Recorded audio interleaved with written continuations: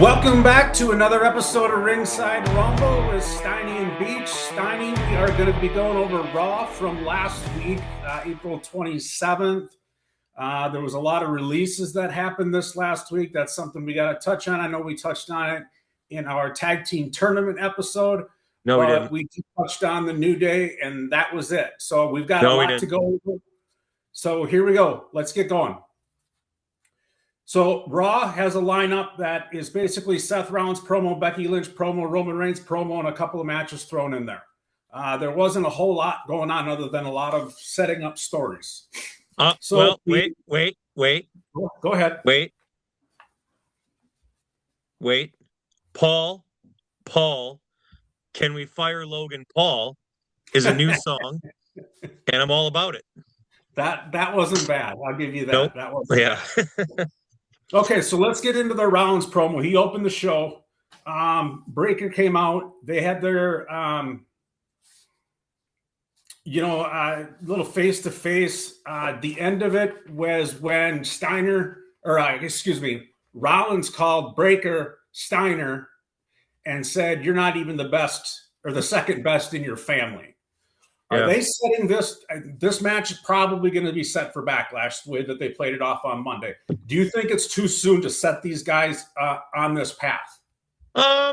Depends what they do with it, right? Because I think we were headed this way before Bron Breakker got hurt, and they're just kind of jumping right back into it. I don't think it'll be the only match that they have. I think there will be more to come out of this after Backlash. Yeah, the story's definitely not. Yeah, the story's definitely not over for sure. No, I would have liked to see them hold off on this match. I'm not sure what they would maybe feed Logan Paul or Austin Theory to Seth. It probably doesn't really do anything for you. It doesn't do a lot for me. But I would have liked them to save this for SummerSlam, and maybe we'll still get there with these two at SummerSlam. I disagree. I don't want this to wait till SummerSlam because I don't think Breakker is at the level where he should be main eventing anything, and Rollins probably should be in more of a main event picture than with Breakker. I think we talked a little bit yesterday about Roman Reigns with the title and how Rollins never lost it, and every time Rollins loses it due to injury, Reigns ends up with it. And there's bigger matches to be had at SummerSlam, especially considering the SummerSlam 2-day format now. I don't think it's a Rollins Breakker. I don't think is the match. Okay, I can see that.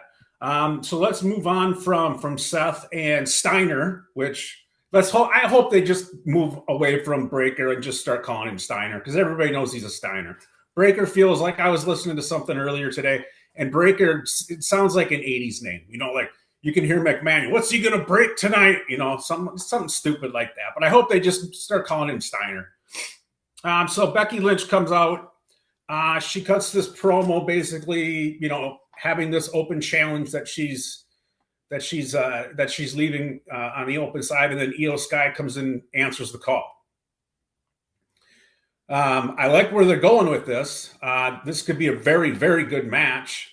They had a brief one on Monday, but the biggest thing that I took out of this was when Becky said, "I want to fight Shawn Michaels. I don't want to fight Marty Jannetty," in referring to the Rhea Ripley, Io Sky team that we've seen over the last number of months.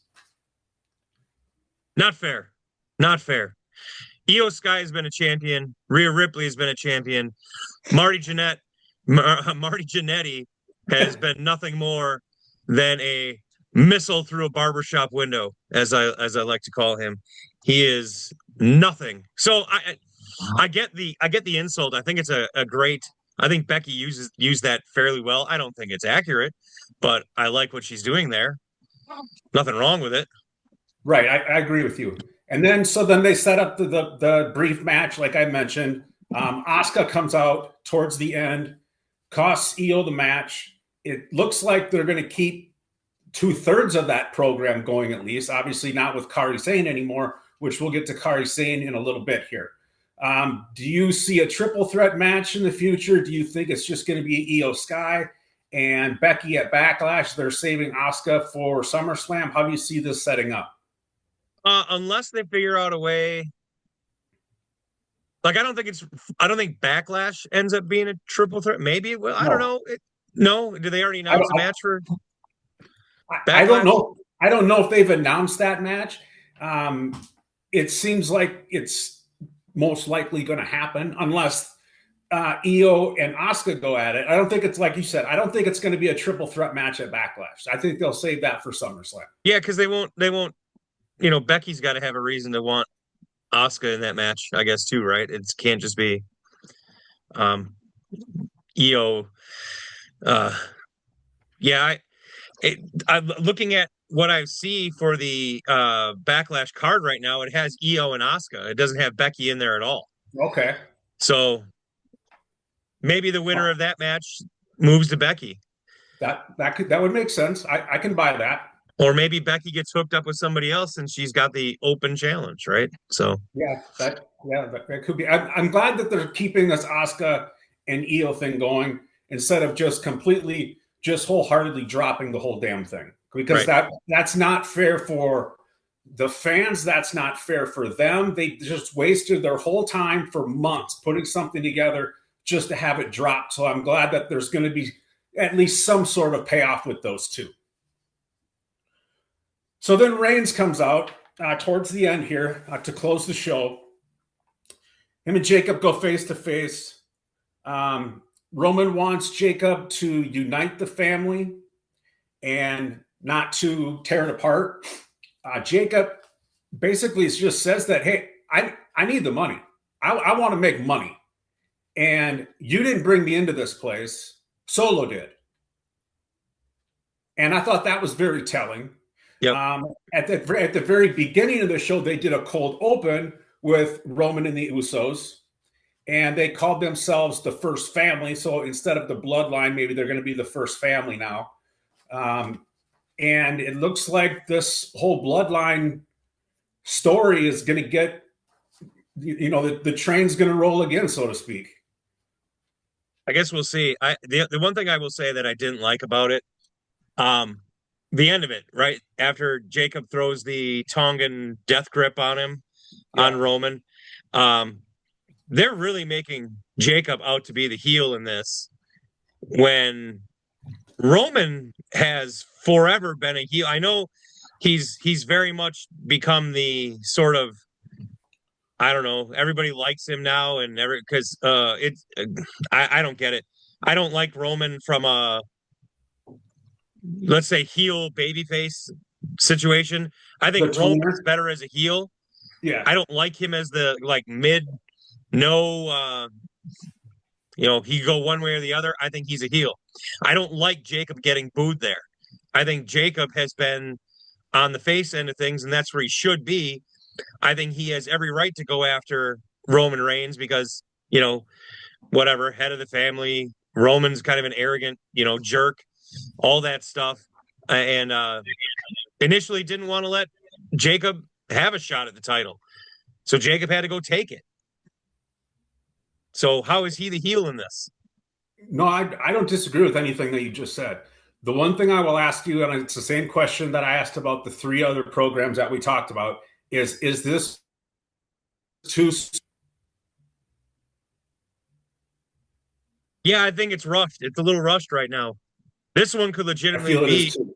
I'm sure it'll drag out for another couple months into SummerSlam. That's my guess anyway, because what else do you do with Roman at this point? I mean, there's probably other stuff they could come up with, but I think this drags out into SummerSlam. This does 100% feel rushed, and I think it has more to do with they didn't. Backlash is, what was it? 3 weeks after WrestleMania, right? Mhm. And I think you and I both agree that first Raw after WrestleMania didn't produce anything, setting anything up going No, forward.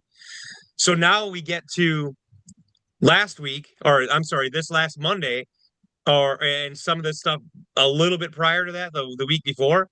So maybe it's 4 weeks out. But either way, you really hit the accelerator on Jacob Fatu and Roman Reigns because you did very little previous to that. So it's rushed, but I think it'll keep playing out. Yeah, the only other thing that I can think for SummerSlam, there's two other individuals I can think for that, and that would be Punk again, which we just had that a Right. couple of weeks ago, and Obafemi is the other one. He just demolished the Beast and made him take his damn shoes and gloves off. So he would be the only other guy that I can think of other than Punk that is in line for this, other than Jacob. Jacob's working double duty now. He was on SmackDown, and we'll get to a couple of things on SmackDown here in a second. But I agree with you. I think the Jacob Fatu thing is rushed, especially if they're going to light the bloodline, the first family thing going again. I think there's still a lot of legs to it because you got Solo, and Solo's name was mentioned a couple of times in that promo. So do Jacob and Solo form some sort of a team to combat, the Usos and Roman? If they're gonna make Jacob a heel, then they have to align him with Solo in that situation, I guess. Yeah. That way you have, the original NWO and NWO Wolfpack. That's a good way to look at it. Yeah, Yeah. you're right. Okay, so let's get to the releases because it has been a monster news week with the post WrestleMania releases. There was a number of names that were on there that I don't think either of us saw coming. The New Day obviously is the one that stands out the most. It looks like they're AEW bound. AEW and the Elite have been posting stuff for the last couple of days, basically saying, pack your bags, let's go. Yep. You think there's no doubt in your mind they go anywhere else? No, they're going there. And I think, the more you read about this whole situation with the New Day and their relationship with TKO, it sounds like TKO 100% burned that bridge. Yep. Sounds like they went to the New Day and said, here's these restructured contracts that we want you to sign. I know we just re-signed you to a long-term deal a year or so ago, but we don't like it. And I think the New Day correctly said, shove it. Love it. Yeah. Pay us or let us go. Pay us the contract we signed or let us walk. And that's the way it sounds like it's played out over the last 18 hours. And I think the New Day is, I'm not going to say perfect for AEW at this point, but AEW is, I feel like, spending more time again, and we've said this since AEW started, doing more with tag team wrestling than WWE even seems to care about. We talked a little bit yesterday. We talked in our tag team tournament episode yesterday about, who is even the tag team champions in WWE. And we couldn't even think of it. It wasn't until after the fact that, you sent me a text message and said, oh, that's right, it's Damian Priest and Truth. And you go, what? Like, yeah. Nobody cares. I mean, it's Truth is fun, but should he be a champion? It's like, and then the Vision. I mean, I don't know. Social media influencer is the tag team champion. Fantastic. More and more and more and more, AEW is where the best wrestle. Now, Granted, WWE's got some really good stuff going on with it. There's guys we really like, but the tag team is not it in WWE. So New Day to AEW seems like a perfect fit. Speaking of teams, the Wyatt Six are out. Uncle Howdy, Nikki Cross, Eric Rowan, Joe Gacy, Dexter Loomis. Do you think anybody pops up in any significant role anywhere? No. There's just nothing to any of those guys. The one thing they had to build off of was the Bray Wyatt situation in WWE. And then I think WWE, the more you look at it, the more you realize the WWE is not into supernatural booking stuff anymore. Even, I realize he's retired, but even The Undertaker appears as more either Mark Calloway or the American Biker, Badass. the American Badass Taker, right? It's Alexa Bliss isn't playing that off with the doll anymore with Lily. It's it doesn't exist anymore, and that's fine. You know, If they want to go away from that, that's fine, and let the Wyatt Six go figure something else out on their own. But and when I the don't see them Wyatts first debuted, what was it, two years ago, maybe longer than that? Everybody was really excited for it. Yep. And they came out like a house of fire. They left people bleeding backstage, and then it just shit hit the fan and it just never did anything. I asked you this about 4 or 5 months ago. Are you over it? And you said that there was still legs to it. I thought I was done with it. And clearly I wasn't the only one that thought it was over. The reason I thought there was legs to it is maybe they do something different, they left them with the MFT forever. Like, how long of a story did you need for them? Move them on, do something else. And then the something else was, let's release everybody associated with that story, with the exception of a couple people. Yeah. And speaking of the MFTs, Tonga Loa, Jeff Cobb, JC Mateo, whatever you want to call him, he's out. He wasn't even there a full calendar year. And I did see that he had four singles television matches in less than 12 months. Yeah, why do you bring a guy in for that? Did they find out he wasn't Samoan and they just said, fine, you're out? oh, crap, he's from New Zealand. We were supposed to put him with the Vision. Right. So the MFTs are out, and that's okay. So I mentioned that Jacob Fatu was doing double duty. That's why I think he was on SmackDown, to just write those guys off. He destroyed both of those guys with ease. He put his cousin through a table. And boom, they're gone. That's it. Yep. Go ahead. No, I said, yep. Other individual talent, Aleister Black and Selena Vega, the husband-wife team, are out. Santos Escobar, the Motor City Machine Guns, which is Alex Shelley, Chris Sabin, Apollo Crews, Zoe Stark, Alba Fire, and Kairi Sane. What? That whole thing with Kairi Sane and Asuka and Io was getting really good. And I know Booker T even mentioned the other day that he thought she was money. Yeah, there's rumors, and I don't know if it's been. Kairi Sane's post didn't really clear anything up. Just that, she never really felt like leaving or what. I don't know, whatever. There was talk that she wanted to go back to Japan. Right. Whatever. I mean, it is. None of those people, and we go through this with releases seemingly every year, none of those people, with the exception of maybe Kairi Sane, is in a position where you have to change any storylines, you have to do anything with them.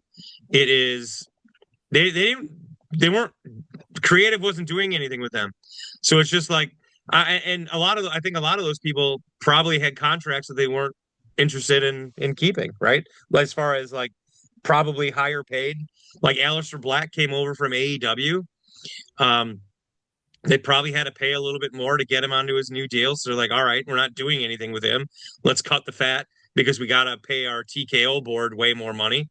And Hunter just had a new contract, so that's well, I mean, fine. I don't begrudge people for making money. I'm just saying. You got to make difficult contract decisions all the time, no matter what business you're in, and personnel decisions, no matter what business you're in. And if you're not going to use these higher paid type people, I get getting rid of them. My issue is with creative. My issue is with the structure of pay-per-views. My issue is with how do you not find ways to use these talented people? Santos Escobar would have been great with AAA. Yep.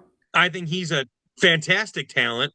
Instead, you sent, and again, this isn't meant to be any shade toward Ludwig Kaiser, but you sent Kaiser down there who doesn't speak Spanish he's doing a good job, but Escobar would have been great down there.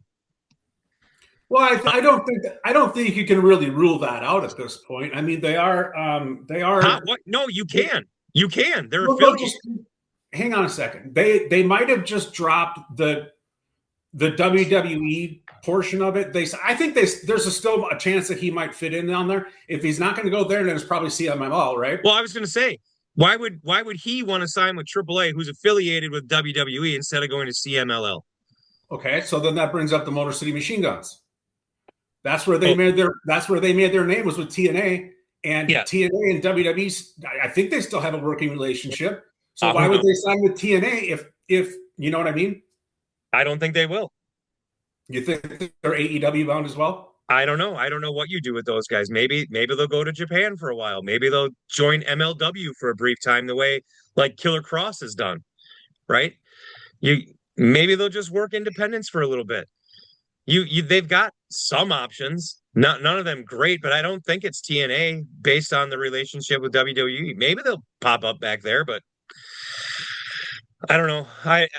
And then Zoe Stark gets hurt. She's out a year.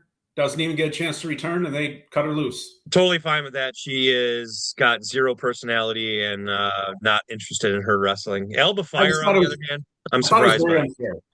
It's not unfair. It's business. It is. I think it's very unfair. Okay, you can. But that's my opinion. You said Zoe Stark. You were surprised with that one? No, Elba Fire.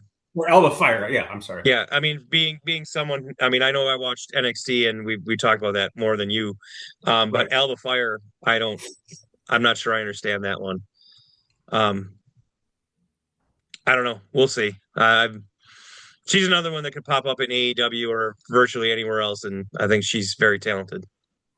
Yeah, like you said, there's going to be a number of these talents that are going to have to go do independence for a while. That's just the way it works. Sometimes business isn't fair, It's the way it is. So, did you have anything else you wanted to add on any of these subjects before we shut her down for the day? No, I've the releases we talk about it every year. The releases are unfortunate. You'd hate to, I don't like to see anybody lose their job ever. But it's a reality of the wrestling business. They will pop up somewhere. Hopefully they, I don't know where, like Aleister Black's Selena Vega one, that confuses me. I don't know where they end up, because now Aleister Black has been to the two big promotions. What's next? And apparently he didn't leave on great terms with Tony Khan and AEW. Correct.